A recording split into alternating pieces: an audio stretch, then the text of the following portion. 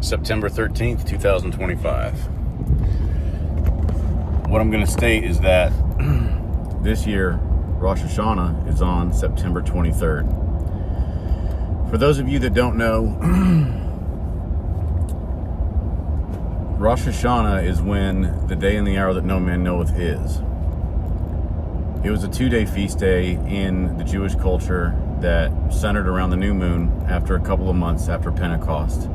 And because of that, they didn't know which day or hour, so they made it a 2-day feast. They had to spot the new moon with their eye.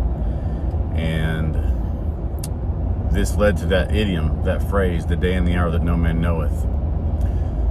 So to back this up a little bit with some more context about how important this is, let's go back to when the 7 feast days started. When Moses led the Israelites out of Egypt, the night before that was Passover with the blood of the lamb on the lintel doorpost. The next day was unleavened bread. When they crossed the Red Sea, then they started first fruits.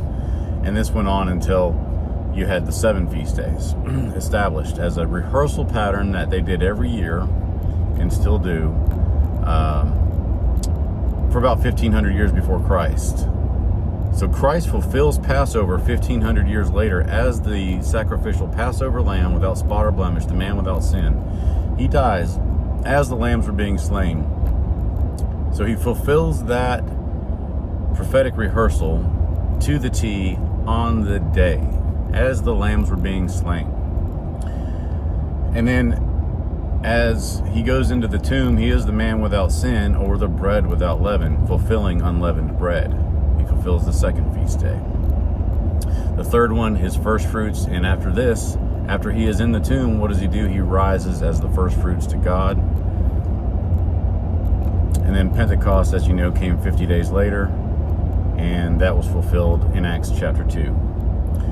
So now the 5th feast day is yet unfulfilled, and that one is called Feast of Trumpets, Rosh Hoshanah, Yom Teruah.